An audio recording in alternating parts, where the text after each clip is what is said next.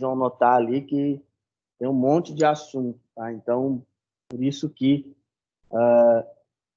eu fracionei essa aula. Então, um dos motivos é esse. Eu gosto muito de falar de software livre, eu gosto muito de falar principalmente dessa parte, né, da história dele. Então, tem muita coisa. O Linux, ele é ainda um dos sistemas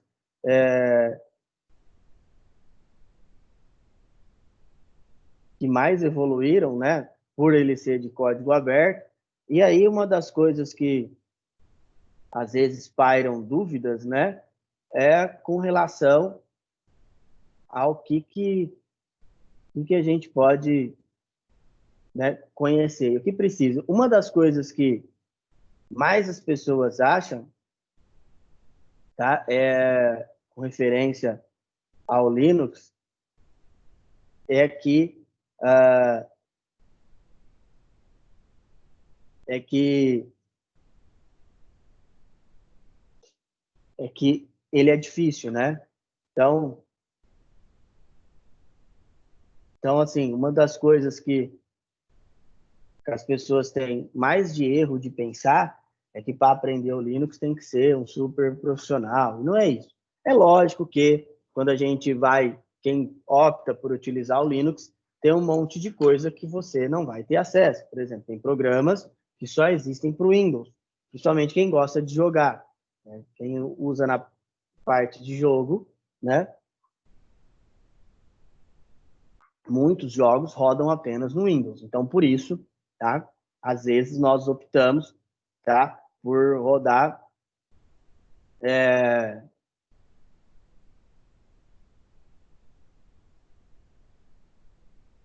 o Windows por essa questão de ter algum programa específico. Eu vou usar eu como exemplo. Eu tenho o Linux rodando na minha máquina, tenho uma versão do Linux, mas eu já nem lembro mais quando foi a última vez que eu rodei o Linux, tá? Então, por quê? Porque agora como a gente está trabalhando em casa, a gente não, a gente meio que, como nós trabalhamos também com a área de software, nós acabamos tendo que, né, tem os softwares que eu dou aula, por exemplo, eu estou dando aula de Photoshop, de Illustrator, e aí só rodam dentro do Windows, tá? Então não tem como eu dar aula de Illustrator no Linux. Então, e apesar de eu estar com duas máquinas rodando, infelizmente, elas ainda eu estou preso dentro do Windows, tá? Então eu preciso rodar. O Linux ele vai ter também sistemas similares, tá? Perdão, softwares que são similares aos que a gente tem dentro do Windows. Então, os softwares que eu rodo, que eu preciso aqui, tem também similares lá no Linux, mas não é a mesma coisa, tá?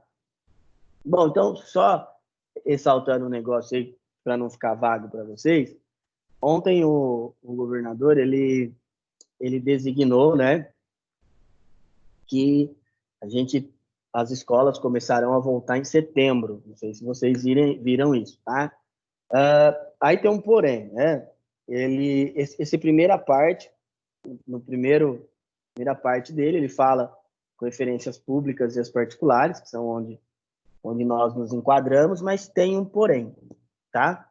A gente ainda não sabe, cabe ainda um estudo melhor para saber, porque a escola pública ela tem uma demora a maior para se adequar, tá?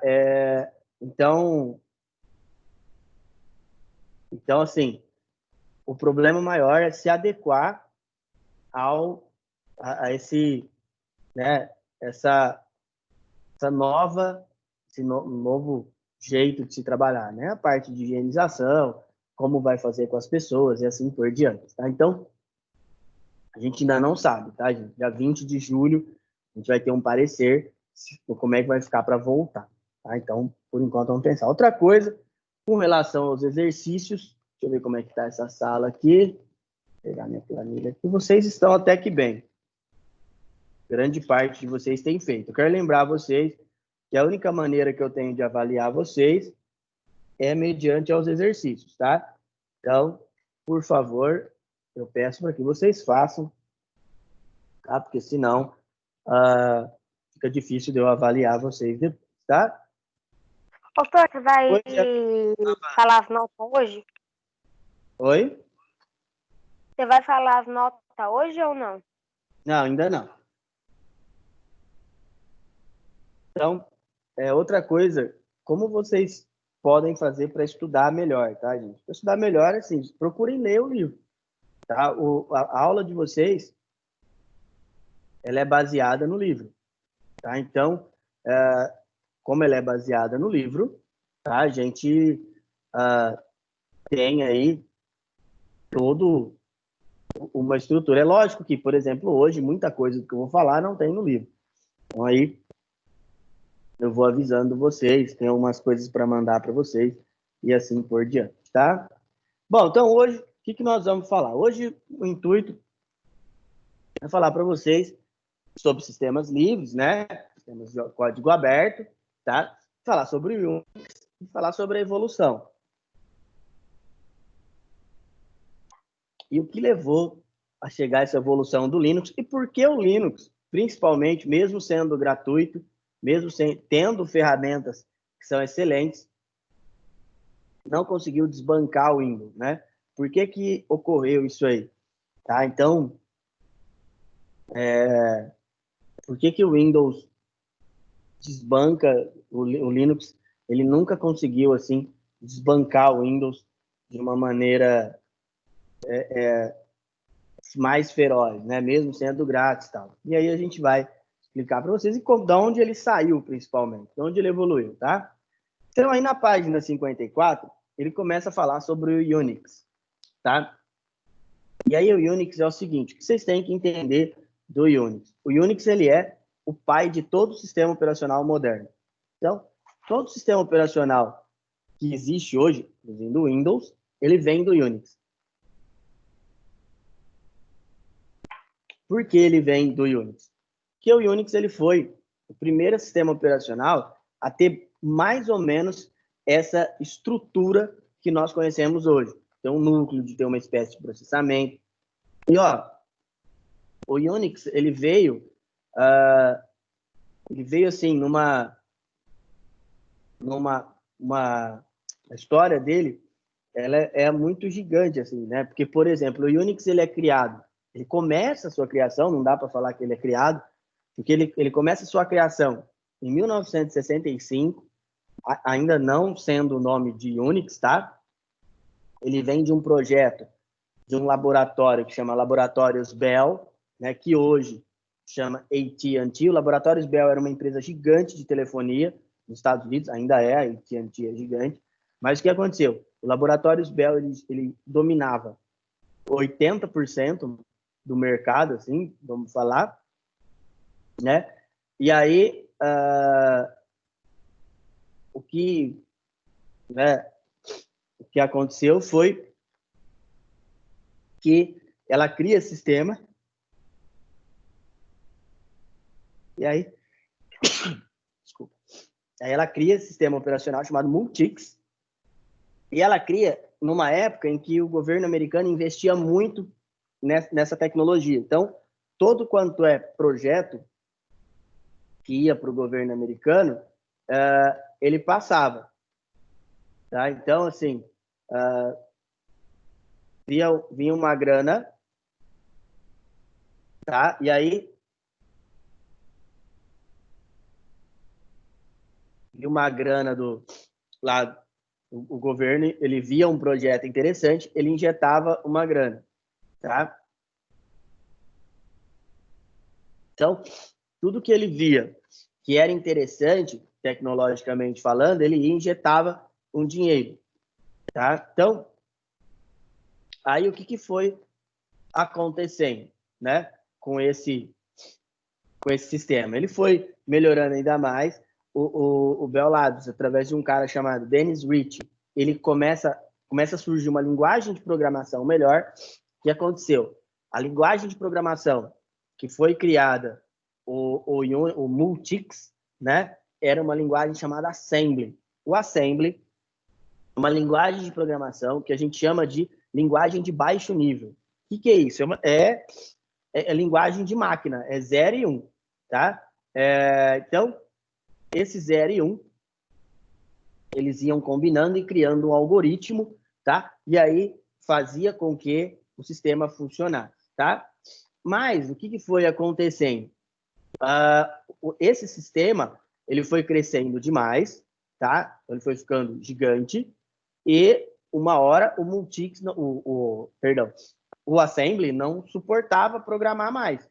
Então, você estava criando um sistema todo ele em Assembly e ele já não suportava mais fazer a interação junto com o Multics. Foi então que esse pesquisador, o Dennis Ritchie, tá? Ele cria uma linguagem de programação chamada C, tá? E essa linguagem de programação que se usa até hoje ela evoluiu, tem o C++, o C Sharp, são todas evoluções da linguagem C.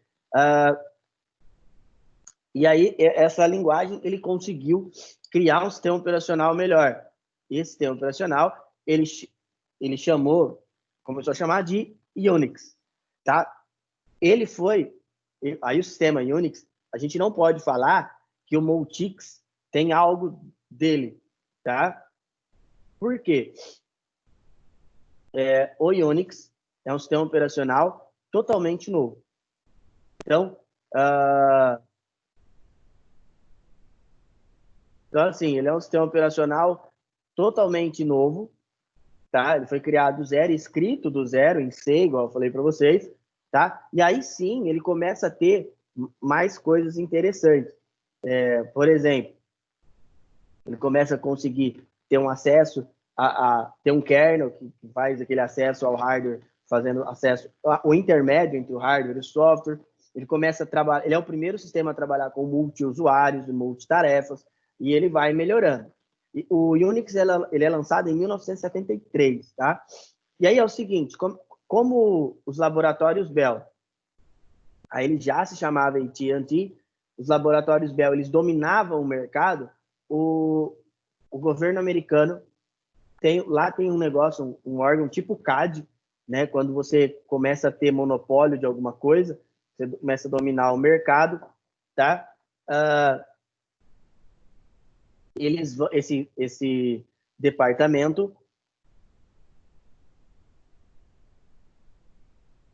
departamento ele não deixa que você adquire novas coisas. Então, qual foi o medo dos laboratórios Bell? Perder a patente do Unix, tá? O que eles fizeram? Eles começaram a distribuir o sistema. Então, o que você fazia? Você mandava uma carta lá para os laboratórios Bell e pedia uma fita, tá? Não era fita cassete, não, era um fitão grandão, assim. E aí, você mandava essa carta e essa fita e aí você pedia uma cópia, né? Pedia uma cópia do sistema operacional. Aí ele te mandava, né? Não te cobrava nada, tá? Só que também não te dava suporte. Então, aí, o que aconteceu? Várias universidades, vários lugares de pesquisa pegaram essa cópia e foram criando variações. Por exemplo, o Andrew Tannenbaum, que é um cara fantástico, eu falo muito sobre ele, eu li muito o livro dele, vou pegar um dos que eu li aqui para mostrar para vocês. Deixa eu ver se eu acho ele aqui. Arquitetura de sistemas.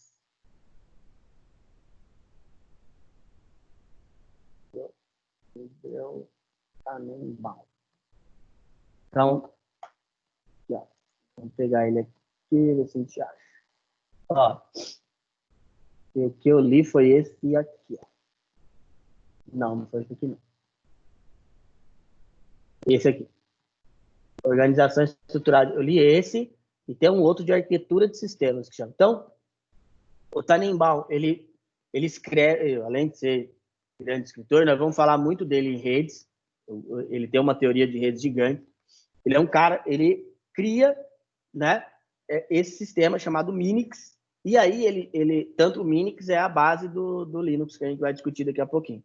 Então, o Tannenbaum é uma das pessoas, mas várias universidades criam algumas versões do Unix. Uma das variações, chamada BSD, a 4.4, criada na Universidade de Berkeley, ela cria o protocolo TCP/IP, para vocês terem uma ideia da importância. Por enquanto, esse eu li para fazer um trabalho na faculdade. Nossa, por enquanto, eu vou pedir para vocês que não leiam Tannenbaum. Tannenbaum ele é uma linguagem muito difícil, tá? Se você quiser saber mais sobre sistemas de computadores, lê esse livro aqui, ó. Que é muito bom e ele é uma linguagem mais didática, tá? Para vocês que estão aprendendo. É do professor Mário Monteiro, ele é professor da UFRJ. Ele é muito bom esse livro aqui, ó. Esse livro aqui é fantástico. Quando eu estava no primeiro semestre da faculdade, eu li ele. Apesar da bibliografia pedir para ler Tannenbaum, comecei a ler, não entendi nada. Aí o professor me indicou esse aqui. Tem um professor, um mestre, que hoje ele foi meu professor na faculdade, hoje o professor Abílio, ele falava para nós na sala que se você quer se sentir burro, começa a ler Tannenbaum, porque parece que você vai lendo e aí você vai descobrindo que você não conhece nada ainda. É uma coisa muito... Porque o Tannenbaum ele tem uma linguagem muito técnica. São livros ótimos, excelentes, sensacionais, mas para quem já tem uma bagagem, se você não entende muito ainda, se você está iniciando e você vai ler Tannenbaum, você desiste. Então, por isso, se você quer entender sobre software e sistema, esse livro é muito bom, do professor Mário Monteiro. Tem um também do professor Laércio Vasconcelos, Sistemas.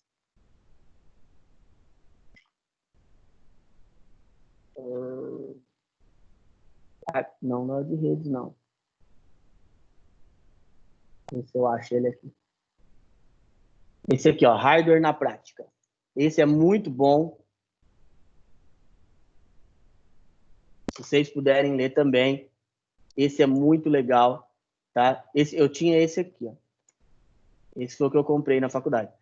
É muito bom isso aqui. Você vai entender muita coisa. A linguagem do professor Laércio também é totalmente didático. Então, se eu fosse indicar para vocês lerem, lê livro do professor Mário Monteiro e do professor Laércio Vasconcelos. Eles são muito bons. Aí depois, quando você tiver uma bagagem melhor, aí sim, você vai procurar ler o Tannenbaum. Aí sim, aí você pode ler o livro de arquitetura deles. Quando a gente chegar em redes, eu vou falar a mesma coisa para vocês. Eu vou falar assim, vou indicar uns livros, tá? Tem alguns livros ali que são bons para esta área, tá? Principalmente a área para a área de redes, mas primeiro você lê alguns outros livros que tem uma didática mais simples, tá? E aí depois vocês vão para o Tannenbaum, que aí sim vocês têm algo mais complexo, tá? Bom, então continuando, foi aí que depois o Unix vai passando os anos, ele vai... No final dos anos 70, ele começa a ser cobrado. O que aconteceu? Depois dos laboratórios Bell, ele é diluído em várias empresas, tá? E aí eles decidem cobrar pelo sistema Unix. E aí foi uma guerra que ficou durante anos, porque era grátis, agora não é mais, tal. Foi então que em 1983, um cara muda tudo, o Richard Stallman, daqui a pouco nós vamos falar dele, e ele cria o manifesto GNU, tá? E o Unix, ele vai ficando com as suas ramificações, tá? Ele vai evoluindo, e aí nos anos 80 vão surgindo algumas coisas relacionadas ao Unix, né? Principalmente a parte que é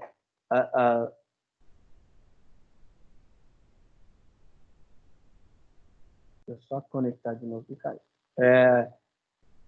Principalmente a evolução dos outros sistemas. Então, o que acontece bastante nessa época de evolução do Unix é o surgimento de outros sistemas, né? Por exemplo, nessa época começa a surgir o Mac OS, né, da Apple. Nessa época começa a surgir também o Windows, né? A Microsoft começa ali nos anos 80, tá? E o Unix aí depois, quando ele decide cobrar, ele perde muito do que ele tinha de uso, né? Bom, depois eu mando esse texto para vocês. Bom, e aí a gente já discutiu isso, mas o que eu preciso que vocês lembrem do que é um sistema operacional? O sistema operacional é o que vai fazer a comunicação entre o software e o hardware. Então, quando o software e o hardware precisam se comunicar, é o sistema operacional que vai fazer isso. Na realidade, a gente já discutiu isso, eu vou falar algumas vezes ainda mais para vocês, não é o sistema operacional que faz isso. Quem faz isso é o kernel do sistema, é o núcleo, é a parte fechada que vai lhe prover acesso ao sistema ali, tá? Então, quem vai te dar o acesso é o kernel que vai fazer essa junção, tá? Geralmente, quando um sistema evolui, o que evolui dele é só a interface, que a gente vai discutir daqui a pouco. O kernel, ele sempre se mantém o mesmo, tá? Bom, e aí no livro, na página 55, ele começa a falar do GNU Linux. E aí no livro ele tem um pedaço que eu quero que vocês marquem, tá? Que pedaço é esse que eu quero que vocês marquem? E ali na página 55, que está de negrito ali no final de baixo, são as 4 liberdades de software, tá? É o que você pode fazer dentro de um software, tá? O que você pode... Software livre. O que você pode fazer? Então, ele pode ser usado a qualquer fim, né? Ele pode rodar em qualquer lugar, pode copiar e distribuir sem problemas. Todo usuário tem acesso ao código-fonte, pode melhorar, se ele souber programar, é evidente. Todo usuário tem direito a fazer as alterações que lhe vier necessário. Então, o Linux é um dos exemplos de software livre. Existem vários outros, tá? Por exemplo, se você pensar em aplicação de texto, por exemplo, existe o OpenOffice, tá? Ele também é uma aplicação aberta. Tem o StarOffice, tem, por exemplo, o GIMP, que é um editor de imagem, tá? Tem o Firefox, tá? Ele é um navegador, ele é livre também, e assim por diante. Tem diversos, tá bom? Bom, e aí uma das dúvidas que a galera tem é o seguinte: onde que eu posso utilizar o Linux, né?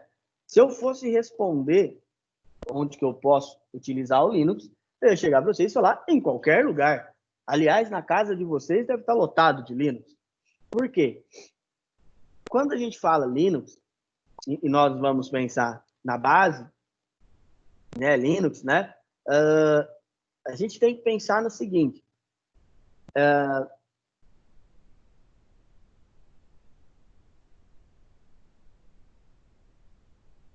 então, assim, a gente tem que pensar no seguinte, né?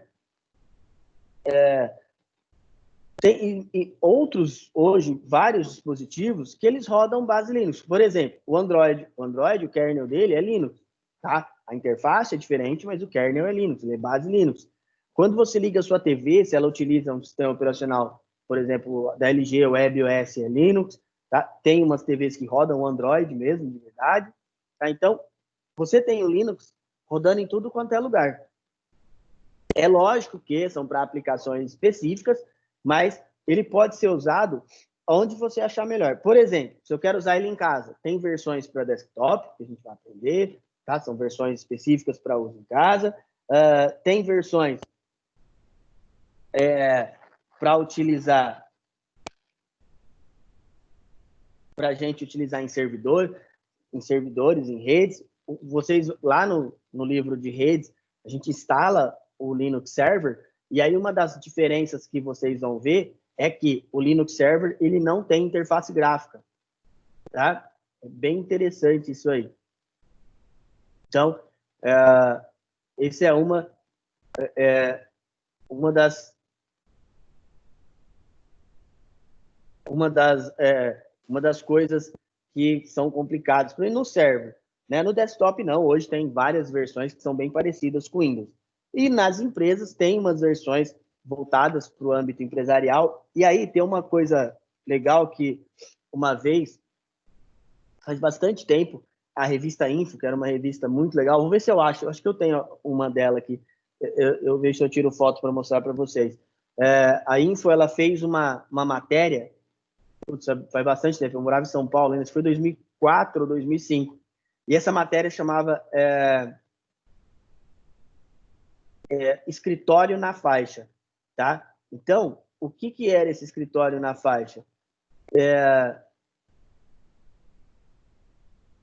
Era você pegar um sistema operacional, o Linux, no caso, instalar ele e instalar programas para serem rodados em aplicações de escritório, todas elas gratuitas. Eram ferramentas de edição de texto, era ferramenta para usar como servidor de impressão, planilha do Excel e assim por diante. Eu trabalhava num lugar e aí a gente usava, na época tinha uma licença só, e aí eu coloquei essa do Linux para teste e a gente usou bastante tempo, tá? Foi bem legal, né, essa época aí, tá? Então dá para fazer bastante coisa dentro do Linux e dá para usar ele em vários lugares. Foi igual eu falei para vocês, o que acontece às vezes é você precisar de programas específicos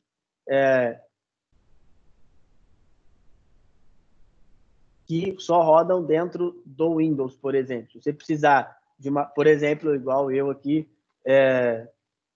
no caso aqui aqui da aula, tem muitas coisas que só rodam dentro do Windows. Então não tem como eu hoje rodar o Linux na minha máquina, tá? Mas seria muito bom. Bom, continuando. E aí, outras coisas que a gente tem, que eu já falei para vocês, eu já falei do Unix.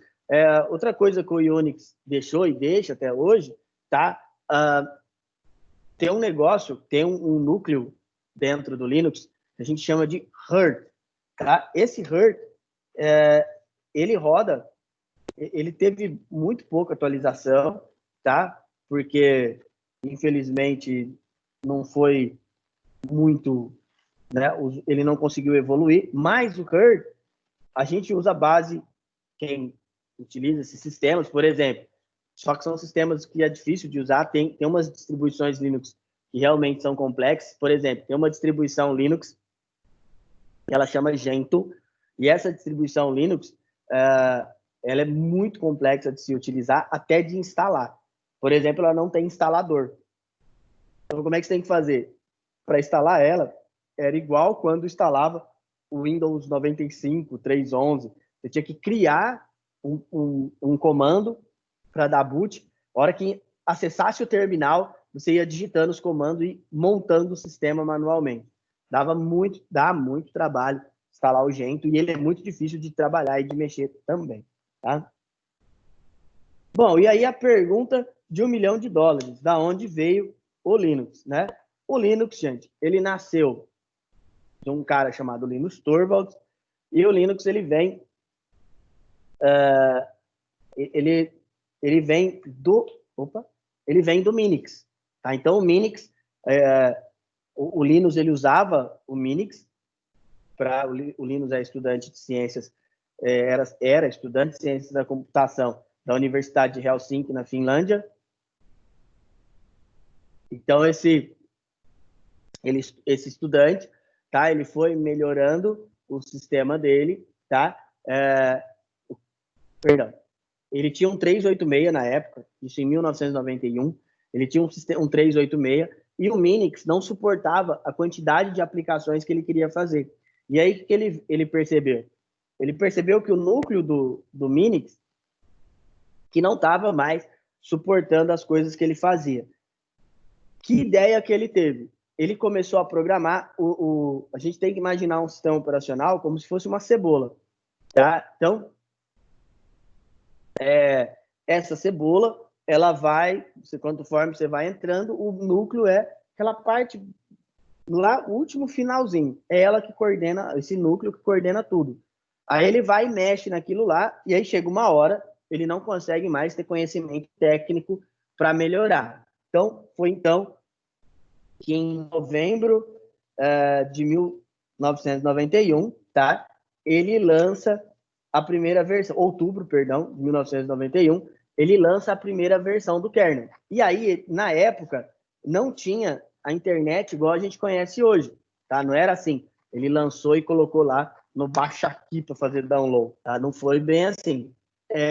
Na faculdade, na Universidade de Helsinki, tinha um fórum que era interligado com o mundo, chamava Usernet, tá? Essa Usernet, tá? Ela tinha programadores do mundo inteiro, e aí o Linus jogou isso lá, né? Ele até tem uma carta dele, que ele explica que ele mudou, e aí programadores do mundo inteiro começaram a ajudar ele. O pessoal da própria universidade pegou os professores lá e alguns pesquisadores lá da universidade, pegaram e começaram a melhorar isso para virar um sistema operacional, literalmente. O Linus, ele queria dar o nome de Freaks, de Freak, com X no final, para dizer que usavam Minix, né, que é com base em Unix, né, e aí a galera não deixou, e ele começou a chamar o sistema de Linux, tá? Tem um livro dele que ele conta... Deixa eu só... Que ele conta como é que foi fazer, e é muito legal esse livro também. E ele fala que na verdade,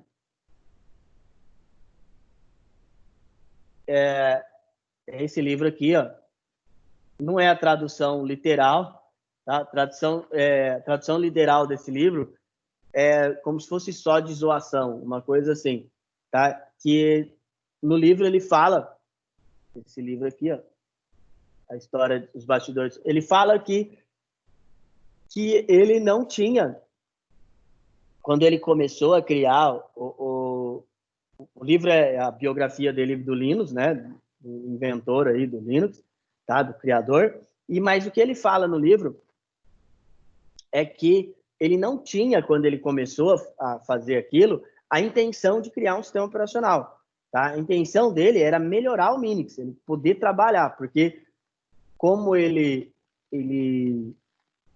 estava como ele fazia muitos trabalhos na faculdade, assim, de melhoramento, o sistema não suportava ele, tá? E aí ele vai e ele queria fazer uma coisa que ajudasse ele mesmo, e aí ele conseguiu. Tem um relato da mãe dele, que é muito engraçado, você lê que está no livro, que a mãe dele fala assim que o Linus era um nerd clássico, que se você deixasse ele trancado numa sala com um computador, no quarto dele com um computador, e colocasse um prato de macarrão todo dia, ele não precisava de mais nada, né? Então, ele era um cara bem fechado, bem na dele.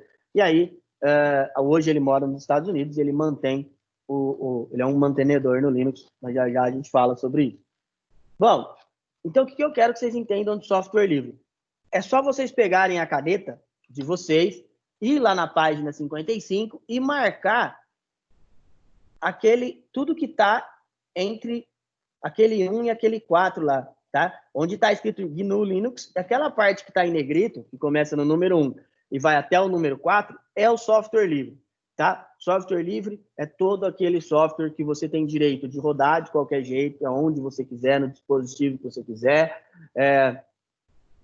Você pode copiar e enviar para quem quiser, instalar em quantas máquinas você quiser. Você pode ter acesso ao código-fonte e melhorá-lo, se você tiver conhecimento de programação.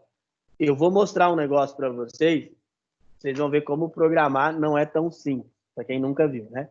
Por exemplo, esse aqui é das minhas... Eu tenho uma turma que eu vou dar aula de Java, e aí, ó, que faz esse programa? Ele não é um programa, um navegador, mas eu pus para rodar no navegador. E esse navegador, ele só vai escrever o seu nome. Então, ó, eu coloquei o meu nome, eu vou dar OK. E aí ele vai colocar só, olá, Lucas Pompim, tá? Bom, legal, né? Aí ele vai mostrar, eu não coloquei nada, é só isso. Para escrever isso, vou mostrar ele as instruções. Isso é só para escrever meu nome na tela. Tá? Então, só para escrever o meu nome vai isso aqui. Começa aqui, na verdade. Tem toda essa parte script. Isso aqui é o que escreve, isso aqui isso aqui é a interface, é a interface básica do HTML.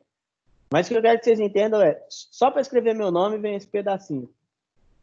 Tá? Então, por exemplo, eu tô criando um sisteminha de banco de dados para uma empresa aí, só para um sistema de cadastro. Então, é só cadastrar e imprimir, só isso. É um gerador de ocorrência.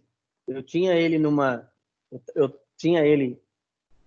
já em uma outra linguagem, agora eu estou passando para o JavaScript, porque o banco de dados do JavaScript é maior, não dá problema, e assim por diante. Tá? Já está em mais de 2.000 linhas. Vocês terem uma ideia de como programar é complexo, mas é legal. Quem gosta é bem legal. Tá? Esse é o Linus e o seu pinguinzinho. Tá? Ele escolheu o pinguim como mascote porque, não sei se vocês já viram no mapa, a Finlândia é um país muito frio. Quem gosta de futebol lembra da Finlândia na Eurocopa, né? Ou na Copa do Mundo eles foram também, não me lembro. Mas lá o calendário do futebol lá é só 3 meses. Então, e a população lá é menor que a população do estado de São Paulo. E é um país até que ligeiramente grande, mas grande parte dele fica na neve. Vamos pegar aqui, quer ver? Só ver aqui. Onde fica a Finlândia. Finlândia. Não deve ter muito o que fazer lá também. Olha lá, ele é aqui. Vou pegar o mapa. É muito frio. Aí, perto da Suécia, Noruega. Então, o pedaço habitável é bem pequenininho. Tá? Tem muito pouca gente. Tá? Mas foi aqui que esse cara nasceu. Hoje ele não mora mais lá. Então, voltando ao Linux, o que o Linux faz hoje? Hoje ele é ele mantém a Linux Foundation, né? Então, ele que mantém essa parte de atualizações e coisas assim. E aí,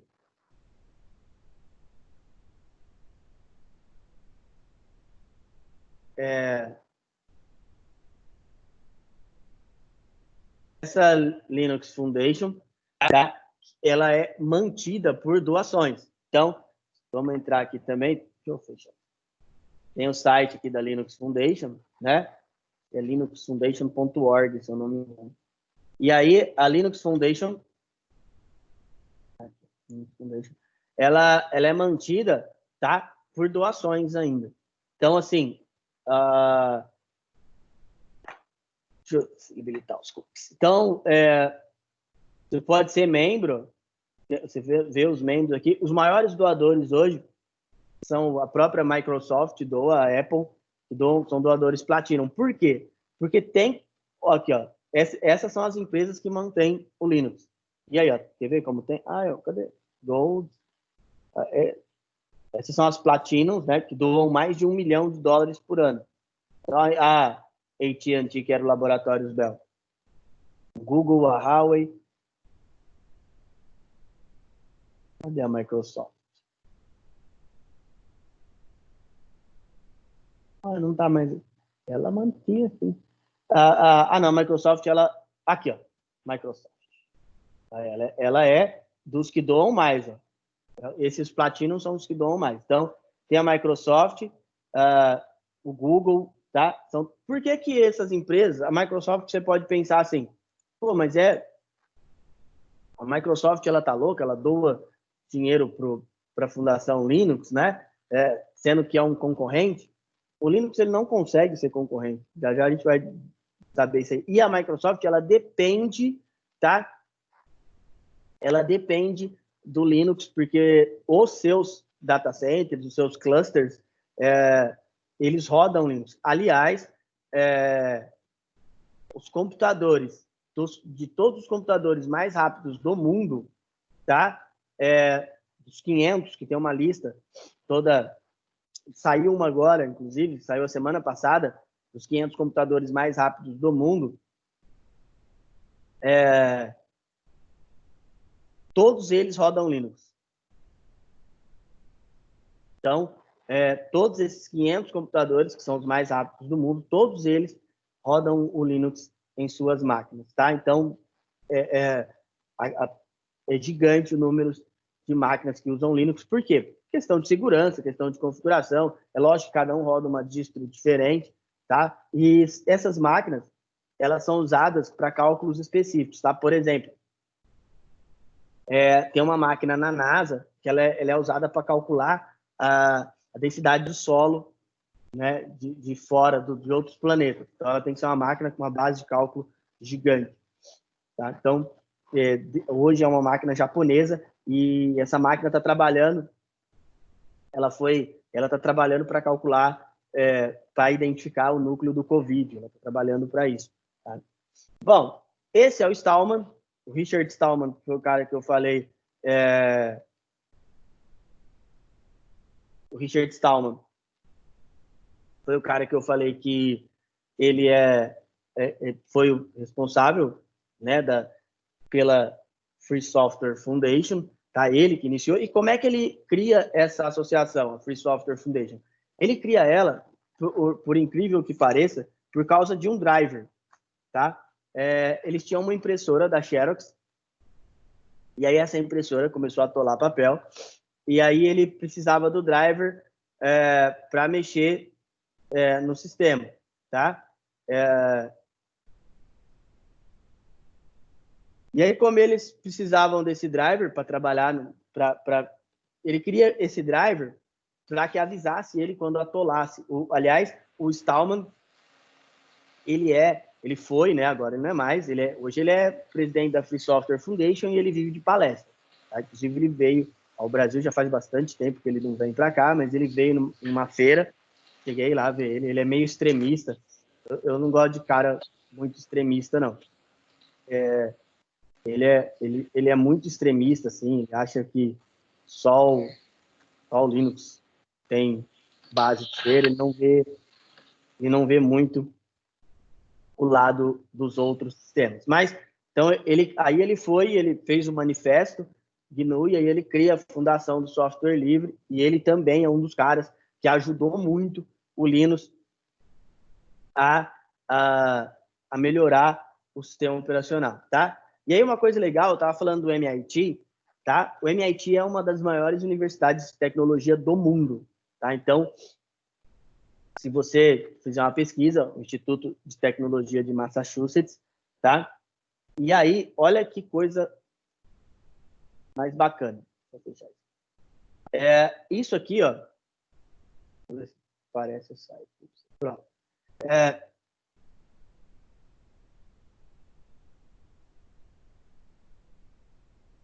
Isso que vocês estão vendo aqui são matérias do curso.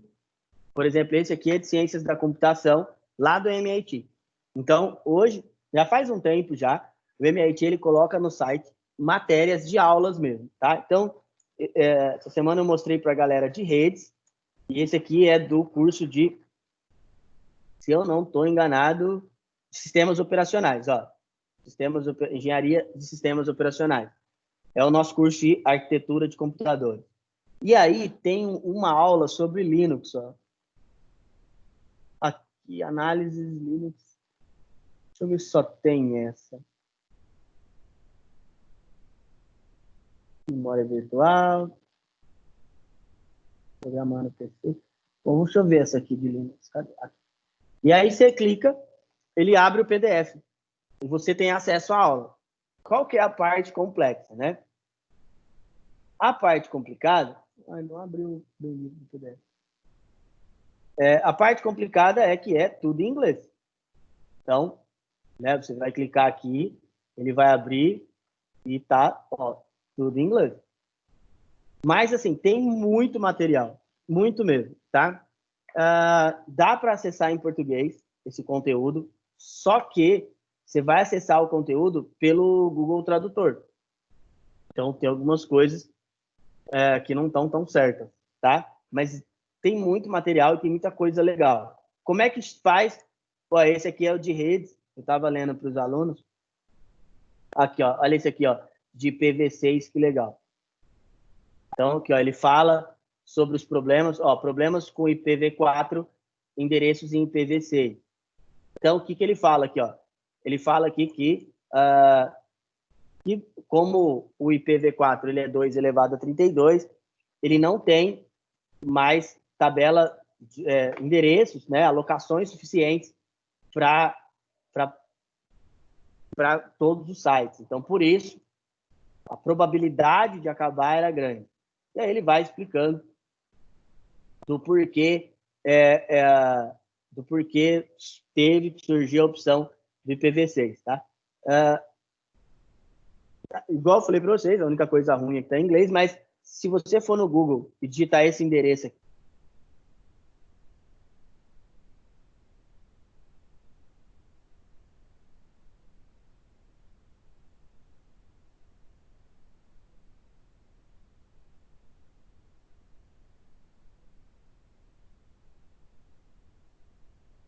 ó, né, e aí ele já, né, você puder em inglês, você consegue ter uma noção melhor do que você está, principalmente do que você está vendo, tá? Porque tem algumas palavras, principalmente, que mudam muito. Então, mas é um material fantástico, tá? É lógico que tem que tomar cuidado com o que a gente vai ler, igual é a mesma coisa que eu falei para vocês quando eu estava falando do Tannenbaum, tá? A gente tem que tomar bastante cuidado quando vai ler qualquer tipo de material, né? Principalmente esse material que é um material mais complexo, né? Você vai pegar um material que ainda já não é a sua língua, né? E ainda você escolher um que seja de uma complexidade grande. Então, quando vocês forem acessar, né, tentem dar uma traduzida e vocês vão ver, tem bastante coisa bacana lá nesse site, tá? Então, o Stallman, ele era diretor dessa universidade, tá? Quando isso foi nos anos 80. Bom, esse cara também é importante, o nome dele é Marcelo Tossati. E aí,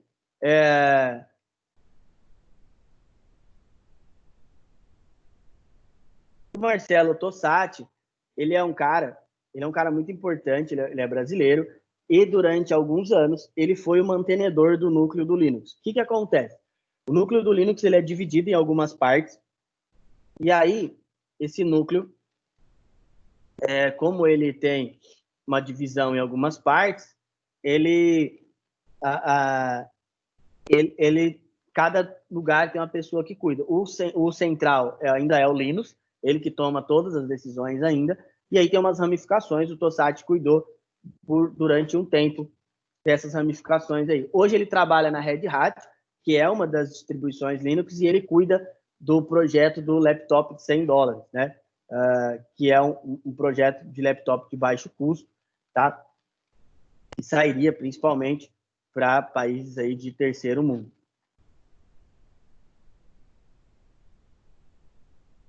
Bom, o Linux ele tem diversas distribuições, tá? Então, cada distribuição, igual eu falei para vocês, ela é usada para um determinado fim. Então, cada distribuição Linux ela tem um uso.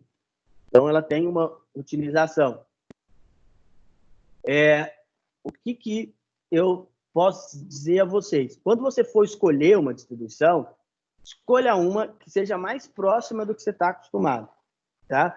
Eu vou mostrar durante as aulas, a gente vai mostrar a instalação de algumas, vou mostrar o Mint, que hoje está fazendo bastante sucesso nos desktops, o Ubuntu, que é muito usado, o Linux Lite, tá? E assim, outra coisa que você tem que customizar também é o seu computador. Por exemplo, se você não tem um computador muito bom, não adianta você querer baixar uma versão do Linux que seja gigante, que seja a mais pesada. Por exemplo, a versão que eu mais gosto de usar chama Fedora. Tá? É uma distribuição excelente. Para programar, ela é fantástica. Tá? Para essas criações que a gente faz, as brincadeiras do JavaScript, por exemplo, ela tem ferramentas legais pra caramba. Mas, para quem está iniciando, não vai saber nem dar boot, aí não adianta. Aí você vai pegar raiva mesmo e não vai querer usar. Vai falar, pô, mas eu nem entendi isso aqui, como é que eu vou utilizar essa distribuição? Então, sempre que você for escolher uma distribuição, escolha uma distribuição que atenda o que você vai fazer. Por exemplo, você é um usuário básico, procure umas versões para usuário básico. Por exemplo, eu tive alunos já, quando a gente ia ter aula de Linux, que falava assim,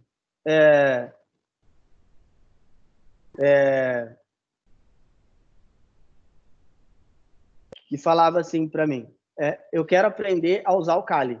Eu quero usar o Kali, porque ele viu na internet que o Kali Linux é muito usado por hackers para fazer ataques. Gente, o Kali a gente nem instala.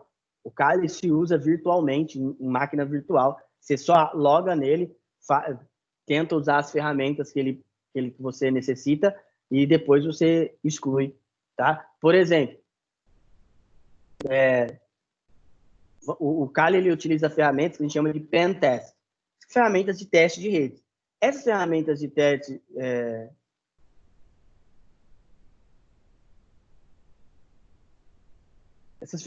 de teste de redes, tá? Elas são utilizadas principalmente quando a gente precisa verificar se a nossa rede está legal, se tem alguém tentando invadir, é para isso. Só que o que acontece? Essa mesma configuração que a gente consegue fazer para fazer o teste, a gente consegue fazer para bolar ataques. Tá? Então, as pessoas veem isso e falam, poxa, eu vou atacar, vou instalar. Você tem que lembrar que se você não é um usuário muito avançado, aliás, o usuário avançado ele não vai instalar o Kali Linux, ele vai rodar virtualmente, você vai deixar uma porta aberta e aí você está achando que você está invadindo alguém e na realidade você está sendo invadido, tá? Bom, e aí, onde baixar o Linux? Onde eu posso baixar? Tem um site maravilhoso que chama vivaolinux.com.br. Esse site maravilhoso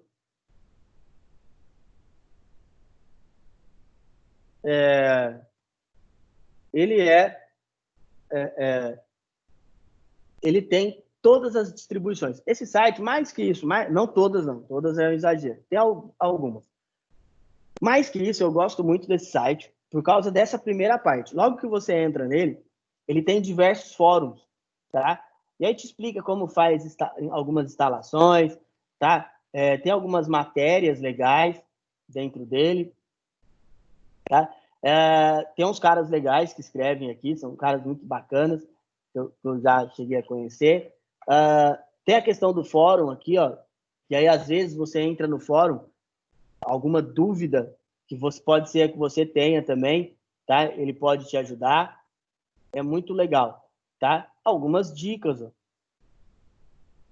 Bastante coisa legal dentro do site. Eu procuro dar uma olhada, pelo menos uma vez por semana, para ver se tem alguma coisa bacana. E aí uma coisa aqui, ó, essa questão de scripts, tudo que você vai configurar dentro do Linux, você tem que programar, tá? E aí programar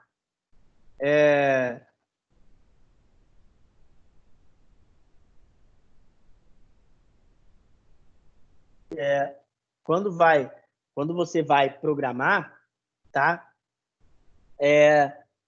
E como é por scripts, né? Ele é muito variável, ele vai muito do que cada um utiliza como programação. Por isso que o Linux ele é tão, cada distribuição é voltada para uma vertente diferente. Bom, então aqui, ó, aqui tem a opção de introdução ao Linux, tem uma matéria bem legal, que você clica aqui em GNU Linux, vai ter um link para a introdução, e aí ele vai explicar o que é o Linux, algumas distribuições, o que é o kernel, tá? O projeto GNU. Olha, ele vai falar, tem bastante coisa aqui, como você pode começar e assim por diante. E aqui você pode clicar na opção Download também, e aí ele vai mostrar, ó, algumas distribuições. Todas essas aqui são distribuições. Não estão todas aqui, tá? Estão algumas distribuições apenas. Mas ele vai te mostrar algumas que você tem aí. Eu, particularmente, mas aí é muito de cada um, eu não baixo por aqui. Quando eu quero baixar uma distribuição Linux, por exemplo, vou baixar o Ubuntu. Eu venho no Google, digito Ubuntu, download. E aí ele vai me mandar direto lá para o site da Canonical, que é a distribuidora do Ubuntu, tá ali? Ele está na versão 20.0. Toda vez que vocês verem esse termo aqui no Linux, esse aqui quer dizer Long Term Service, né? Que é o Long Term Support, que é um suporte por longo tempo. Então, por exemplo, essa versão do Linux aqui, ele já está na versão LTS, quer dizer que ela tem 5 anos de suporte, tá? Então, é bastante. Geralmente, o Ubuntu, ele tem uma versão nova a cada 6 meses.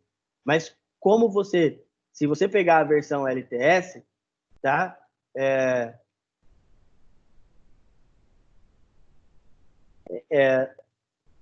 Como você vai pegar essa versão, você pode usar por bastante tempo.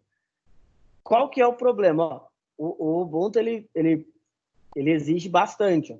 Existe um processador de pelo menos 2 GB dual core, 4 GB pelo menos de sistema e 25 GB de espaço. Então, ele é bem pesadinho, essa distribuição aqui. Tem uma distribuição, que é a distribuição 16 LTS, ela é bem mais leve, dá para baixar. Você pode ter a opção aqui, Lastas. Cadê? Tem uma opção aqui que você pode baixar as versões anteriores, tá? E aí, aqui, alternativo. Então, você pode baixar versões anteriores, e aí tem a versão 16, aqui, ó, 16.04. Essa versão aqui, ela também é LTS, então ela ainda está tendo suporte, e ela é uma versão muito mais leve, tá? Então, se eu fosse indicar para vocês hoje, eu indicaria essa aqui, 16.04, tá? Ela é bem mais leve do que a 20, tem quase as mesmas ferramentas e ainda tem suporte, porque igual como ela é LTS, 16 ela tem suporte até o ano que vem, tá bom? Mas é muito bom. Então, toda vez, só para dizer que eu não falei dele, o Kali também aqui, kali.org. Tem toda uma documentação no site também, você pode ver. Então, aí você pode escolher a distribuição que você quer e baixar. Pô, professor, mas se o Linux é gratuito, se eu posso baixar, como é que eu ganho dinheiro? Quando você clica na opção de download, principalmente lá do Ubuntu, ele já te fala se você quer fazer algum tipo de doação. Tá? Então, se você quiser doar alguma quantia para Canonical, tá? Ela vai, e aí ela dá para você gerar um boleto ou pagar via PayPal, tá? Se você tiver um cartão internacional, você pode pagar, mas você paga se você quiser, tá? Não há necessidade. Tem algumas pessoas que contribuem, tá? Lembrando, é assim que eles vivem. Bom, e aí o Linux, geralmente, quando nós vamos estudar ele, nós dividimos ele em 4 partes, tá? Hoje, de livros, vocês não têm mais essas divisões, mas de aprendizado, vocês têm. Por exemplo, esse módulo você vai aprender a instalação e a administração. Aí lá em redes, você aprende servidores Samba e Firewall, tá? Então, é dividido assim. Mas o que é cada um desses aí? A instalação. A gente vai aprender alguns, né? Vou separar ao menos uns 4 para a gente aprender a instalar. Vocês vão notar que a instalação ela tem 2 meios diferentes. Um meio é o meio automático. O que é o meio automático? Ele vai chegar uma hora lá, vai pedir para você apertar Next. E aí,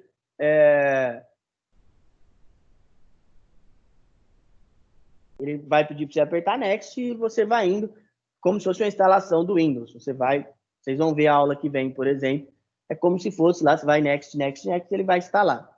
Outra coisa, aí tem a versão que você pode instalar personalizada. Aí vem a parte boa, né? O que você vai fazer? Você vai instalar manualmente, você vai criando as partições, né? O Linux, ele tem um sistema de particionamento totalmente diferente do Windows, tá?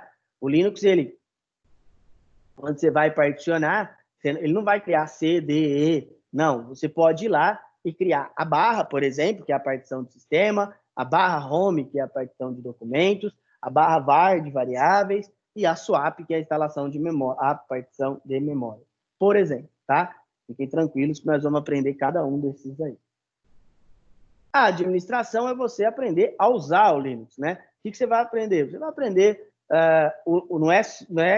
não vou ensinar vocês a criar pasta, tá, gente? Não é isso. Criar pasta é botão direito e vocês criam. É aprender a instalar e desinstalar programa, aprender a mexer no terminal, como são os comandos, que comando eu devo usar para que tipo de ação e assim por diante, tá?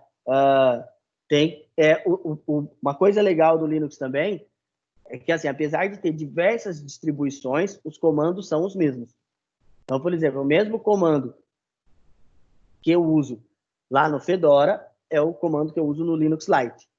É o mesmo comando. A diferença é que, às vezes, alguma aplicação, por exemplo, o Fedora, que é a versão que eu mais gosto de usar, que é a versão que a gente usa para programar, tem algumas aplicações do Fedora que não rodam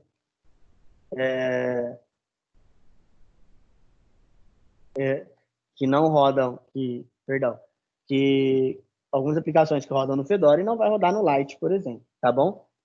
Aliás, se você for ver também, por exemplo, o Linux Lite, o Kali Linux, ele tem muita aplicação que só tem nele, não tem em outros dispositivos, tá bom? O Samba é o sistema de servidores. Toda vez que você baixa o Linux, quando você termina de instalar, um monte de coisa não vem junto. Por exemplo, aliás, o servidor Linux, se você baixar, por exemplo, o Ubuntu Server, você vai instalar ele, primeiro que ele não tem parte gráfica. Ele só tem a interface terminal. E aí, por ele só ter essa interface terminal, você vai... como é que eu vou explicar assim para vocês?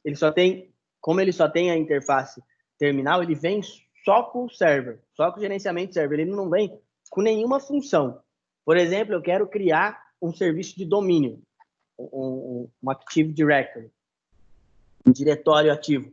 Eu tenho que baixar primeiro a aplicação e depois configurar. Eu quero criar um servidor DNS. Eu tenho que baixar o pacote DNS e depois configurar o serviço. Quando a gente for instalar o Windows Server, vocês vão notar que já vem tudo instalado e a configuração é só clicar em Next, Next, Next, e aí você vai configurar. Então, a configuração do Windows Server é muito mais fácil do que o Linux, né? O Linux é bem complexo. E aí depois vocês vão ver também, é lógico, eu trago uns scripts que já estão prontos. Quando você vai digitar o script, né, o script é a área de programação. Quando você vai digitar o script, você vai ver que né, ele é muito personalizável. Eu vou explicando o que é cada linha, que cada linha faz, aí você vai vendo que é muito pessoal de cada um que você vai fazer. E tem o Firewall. O Firewall também não vem no Linux pronto, tá? Você não deixa instalado, né? Ele configurado, pronto, tá? Então, o que você vai fazer na sua aplicação de Firewall? Você vai lá, você vai criar um arquivo de configuração e esse arquivo de configuração, esse .conf que você cria, tá? Você vai com base, tá? Nesse arquivo .conf aí que a gente cria, a gente faz todas as configurações lá dentro do nosso querido Linux, tá? Então, é bem legal. O Firewall também. O Firewall, ele tem uma aplicação que você clica nele e aí você digita lá, por exemplo, quando você vai trabalhar com o Firewall do Windows, né? Você tem uma aplicação que você digita lá na hora de programar, você vai e digita assim, você digita a opção e clica em Block All, por exemplo, ou Reject All, e você bloqueia toda a internet. Então, ele é muito, muito bacana. E aí, por exemplo, vamos supor que você quer bloquear todos os sites, mas você vai rodar um site especificamente. O que você faz? Você vai, bloqueia tudo primeiro, e aí você habilita um só. Por exemplo, você vai num lugar onde você vai numa empresa, por exemplo, onde você tem que só pode rodar o sistema da empresa. Vamos supor, você vai lá, você vai dar suporte a uma empresa e só pode rodar o sistema lá da sua empresa. O que você vai fazer?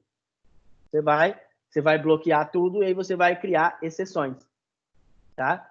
E aí essa exceção que você cria, né, lá dentro do próprio Linux, dentro do próprio Firewall, tá? Você cria uma exceção e aí ele vai acessar apenas o sistema. Geralmente a gente faz isso quando tem que bloquear tudo, mas às vezes tem empresa, por exemplo, que ela só quer bloquear rede social, coisas assim. Você vai bloqueando uma por uma. É um pouquinho complicado, mas depois é a primeira linha complicado só. A primeira linha de comando ela é bem complicada, depois o resto é copiar e colar, tá? Bom, e aí o Linux ele possui basicamente dois usuários, tá? Então, um usuário é o usuário root, a gente chama, que é o administrador, é o usuário que vai ter acesso a tudo, tá? Esse usuário root. Então, ele vai ser o usuário padrão. Ele tem todas as liberdades, então ele pode fazer instalação de programa, fazer configuração e assim por diante. E tem o usuário comum.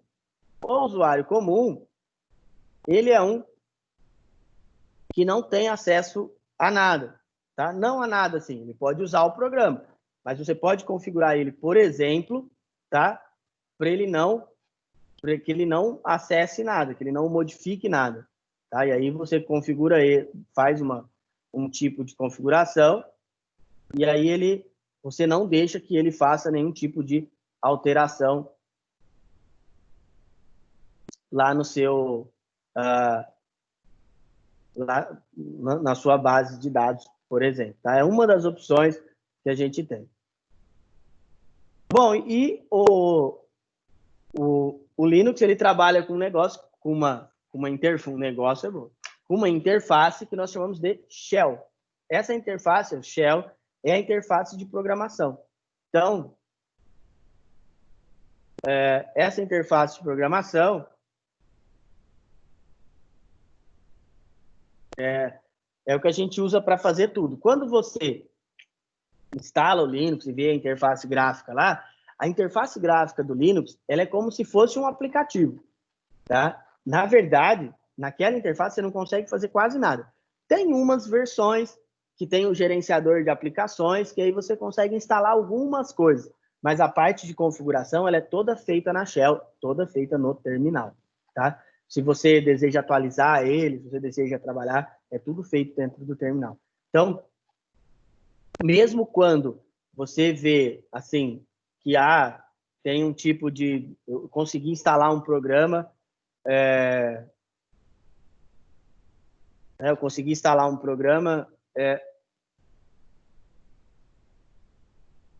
e aí você vai chegar para mim e falar assim, pô, professor, eu instalei o Linux e aí eu instalei um programa que que roda normal, eu não precisei pegar e instalar esse programa aí, né, dentro do meu terminal, tá? Porque existem algumas determinadas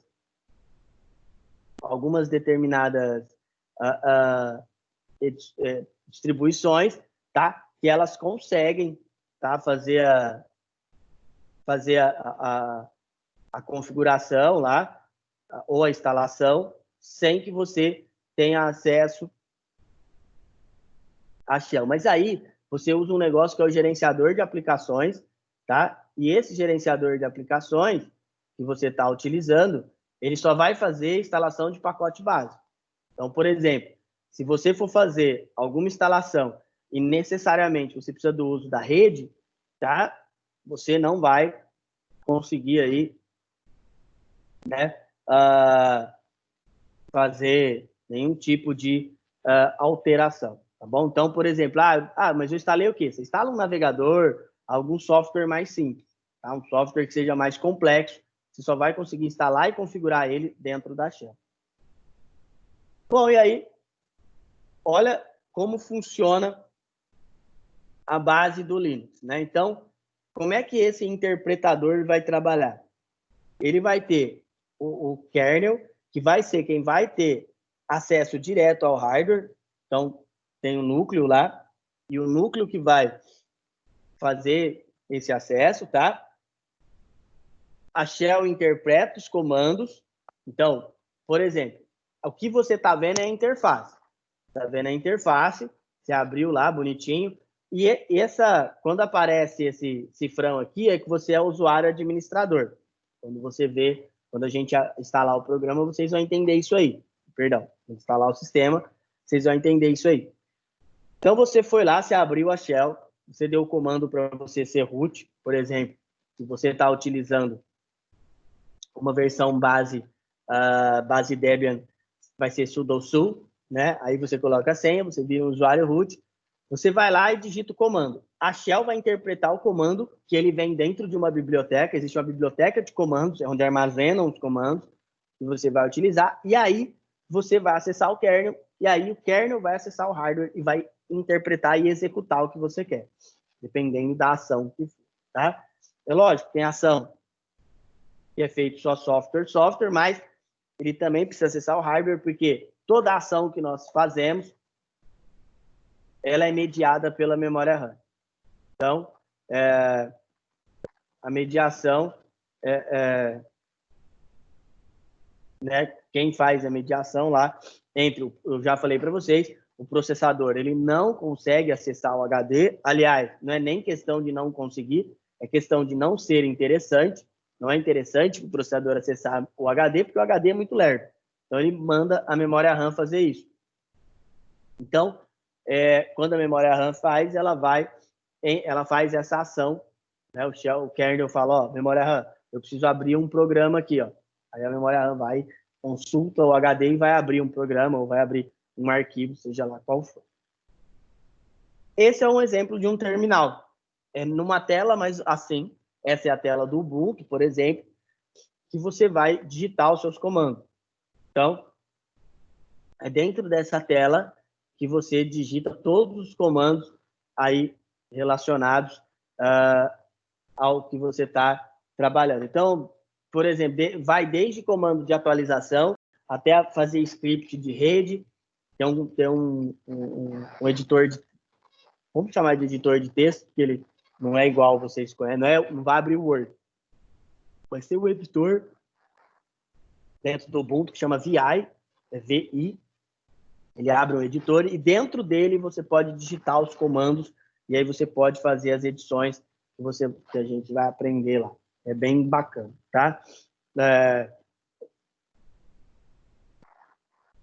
Bom, e aí uma das coisas que eu mais discuto, eu falo diversas vezes isso aqui para vocês, é sobre a questão de virtualização de sistema. Gente, virtualizar o sistema não é só quando a gente precisa criar, eu vou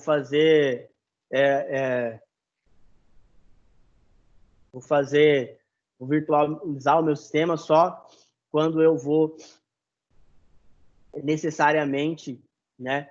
Quando eu vou estudar. Não é assim, tá, gente? A virtualização de sistemas a gente utiliza principalmente e profissionalmente, quando precisa gerenciar servidores. Por exemplo, lá em redes, eu falo muito isso para vocês, lá em redes, quando a gente precisa gerenciar vários servidores, quando você tem, por exemplo, um data center, não dá para ter, por exemplo, numa sala de um data center, chega a ter 4.000 servidores. Não dá para ter 4.000 monitores lá rodando. Então, por isso se virtualiza e fica uma máquina instalado o data center e as outras máquinas rodando virtualmente. Tá? E aí, se tiver algum problema, se tiver alguma coisa de configuração que tenha que fazer numa máquina específica, você vai e roda no ambiente virtual.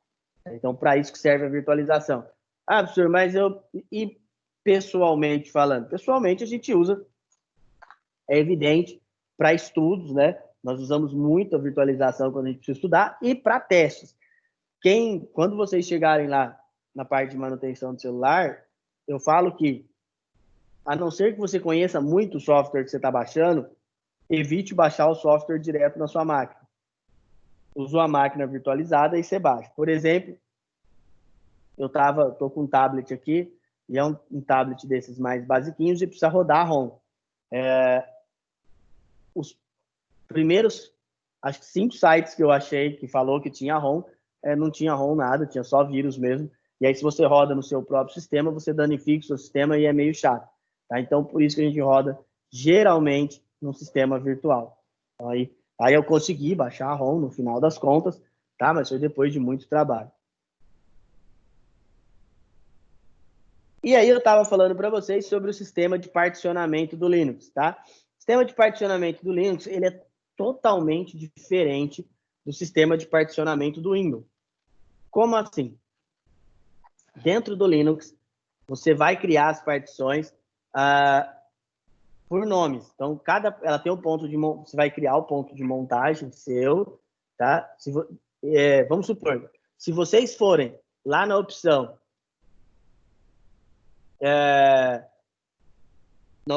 de instalação automática, ele vai montar as partições para vocês. Então, ele vai criar e colocar da maneira que ele achar melhor. Se você for, né, lá na opção de criar manualmente, aí você vai montando. Então, a barra é para sistemas, a swap é uma partição de memória. Então, o que quer dizer isso aí, essa partição de memória? Quer dizer que você vai criar uma partição que vai te auxiliar, principalmente no uso de memória RAM. Tá? Então, ela vai auxiliar você na utilização da memória RAM do seu equipamento. Tá? Então, quando você tem uma quantidade, assim, você está usando o seu computador e aí esgotou a capacidade da sua memória RAM, ele utiliza a swap. A swap é um pedaço que ele usa dentro do HD. O seu próprio HD faz o papel de memória RAM. Tá? Então, o que vai de melhoria? É lógico que o HD é mais lento, mas você, por exemplo, você vai ter uma quantidade maior. Aí o que acontece? O que você tem que tomar cuidado? A gente vai discutir bastante isso quando for instalar. A swap, gente, você não pode pôr o tamanho que você quer. Tá? Vocês vão aprender isso aí. A swap, quando a gente vai configurar ela, tá? A gente utiliza a mesma quantidade de memória RAM ou metade, tá? Porque senão seria fácil, né? Eu quero um computador com 32 GB de RAM. O que eu faço? Eu vou lá, coloco 2 e coloco mais 30 de swap. Pronto. Ela vai usar 30 GB do HD, mas hoje isso não tem problema, porque o HD facilmente ele passa uma quantidade grande de RAM, tá? Então, por isso. Então, e qual que é a diferença para o Windows? Né? O Windows ele trabalha com C, D, E, e assim por diante, você não tem acesso a qualquer tipo de modificação. O sistema de arquivos também é diferente, tá? O sistema de arquivos do Windows é o NTFS hoje, o sistema de arquivos do Linux é o ext4, então o ext4 que a gente vai utilizar, e eles fazem a mesma coisa. Ele é o sistema que vai gerenciar seus arquivos, tá? Bom, e qual que é a principal diferença, né, do Windows com o Linux? O Windows é um sistema operacional proprietário, ele é um sistema operacional Microsoft, que ele é proprietário, né, pago, né? Você tem que pagar a licença dele, tá? E aí você paga pelo seu uso. E aí os softwares também você não tem acesso a nenhum tipo de código-fonte, você não tem acesso a nenhum tipo de configuração especificamente dentro do Windows. O Linux é um sistema aberto, grátis, livre, que você pode ter acesso ao seu código-fonte e fazer qualquer tipo de alteração que você achar necessária ou que você conseguir fazer. A gente tem que tomar bastante cuidado, é que às vezes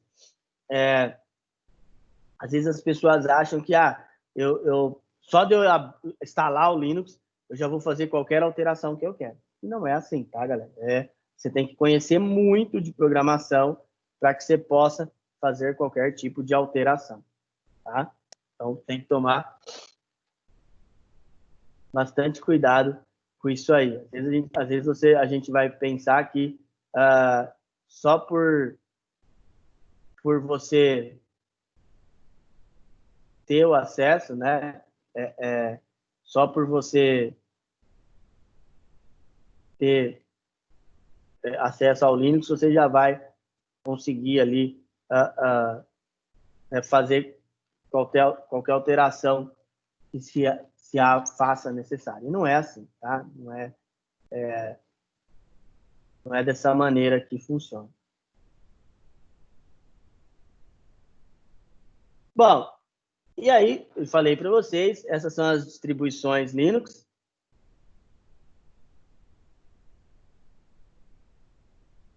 Então,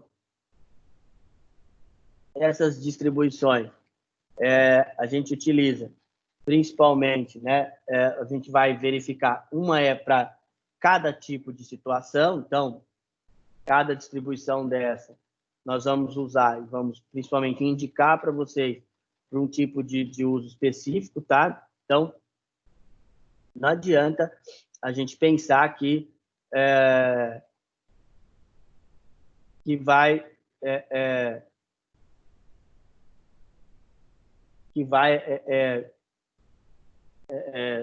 ser todas elas que você vai conseguir utilizar. Igual eu falei para vocês, por exemplo, tem distribuições que é muito difícil até instalar. Por exemplo, a Gentoo é uma delas, você tem que montar. Tem distribuições que não tem nem interface gráfica, só interface terminal. Por exemplo, não sei se vocês já ouviram falar, antigamente tinha um gerenciador de via rádio, que a galera usava muito no via rádio, era um gerenciador de usuários, na verdade, chamava MikroTik, né? Esse MikroTik, ele era um gerenciador de usuários.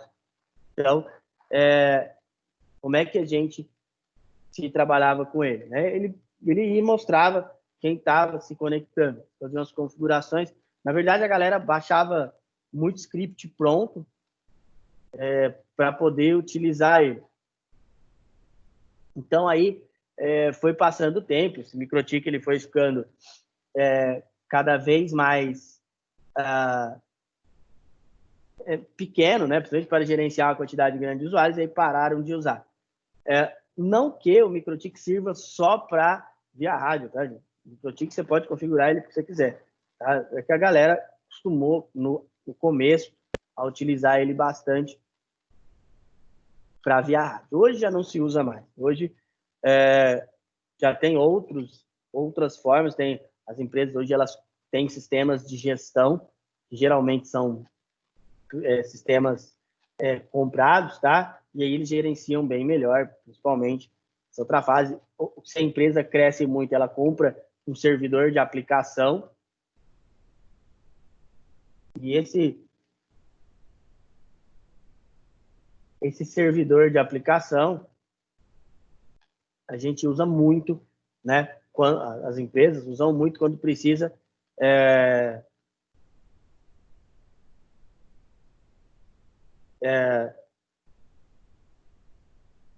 a gente usa muito quando você precisa de algo muito específico, tá? Então, aí a gente vai e utiliza um servidor de aplicação, por exemplo, tá bom? Pessoas, alguma dúvida? Nossa, hoje eu falei demais. Tá tranquilo? Vocês estão aí ainda vivos? Linux, eu falei para vocês, é um assunto bem grande. Essa é só a introdução ainda vamos falar de algumas distribuições, tem que falar de licenças ainda, que falar a aula que vem, para não ficar muita coisa, senão vocês têm um piripaque do Chaves.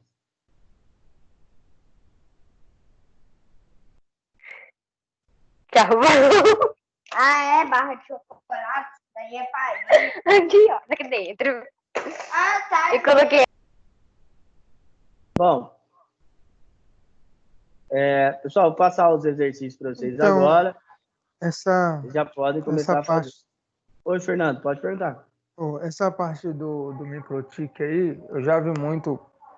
Quer dizer, quase que a gente sempre mexia no provedor que eu trabalhava, entendeu? Só que eu não sabia que servia para mais outras coisas além de configuração de rádio. Não, serve.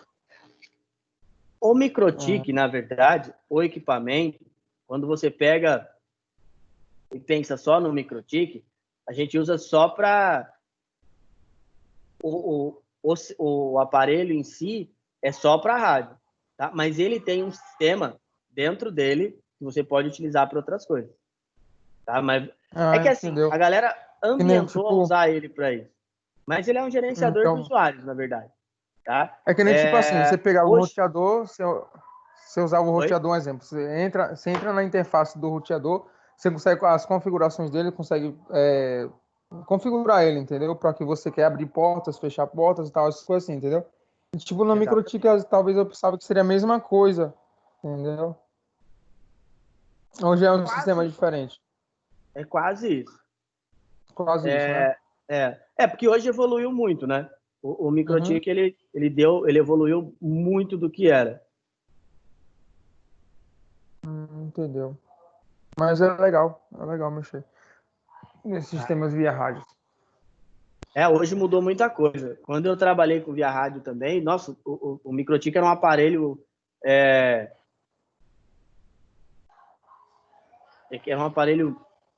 muito mais simples, não dava para fazer muita coisa. Hoje já melhorou bastante. Hoje o microtik já tem alguns aparelhos de microtik aí que consegue fazer gerenciamento até de cloud já, né? Em nuvens. Antigamente não era possível. Tá? Hoje já tem. E tem alguns mais. O microtik é patenteado, né? O nome. Tá? O nome, o microtik é de uma empresa. Tá? Mas ele roda um sistema dentro dele que algumas pessoas conseguem rodar similarmente. Aí hoje ele tem uma gama maior de coisas que dá para fazer. Como, por exemplo, gerenciamento de usuários e assim por diante. Tá? Entendeu? Bom, pessoal, essas são as perguntinhas. Vocês podem começar a fazer.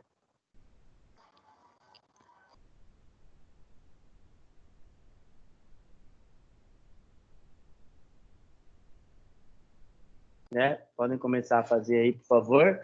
A gente tem meia horinha, dá tempo, rapidinho. Tudo que eu falei, tudo que tá aí foi o que eu falei hoje, tá? Pode responder tanto por e-mail ou quem quiser pode me mandar lá no meu WhatsApp, beleza? Tá lá, pode começar.